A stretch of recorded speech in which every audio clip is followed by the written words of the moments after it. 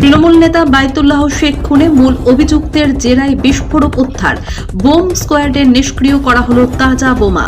বীরভূম জেলার নেতা বাইতুল্লাহ শেখ খুনের মামলায় নতুন মোড়।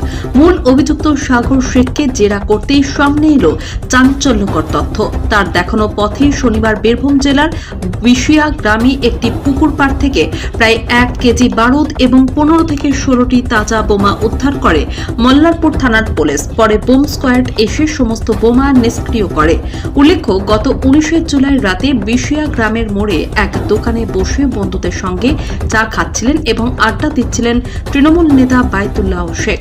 এরপর বাড়ি ফেরার পথে বিশিয়া গ্রামেরই একটি পুকুর পাড়ে তাকে লক্ষ্য করে দুষ্কৃতীরা টানা 3টি বোমা ছুড়ে মারে।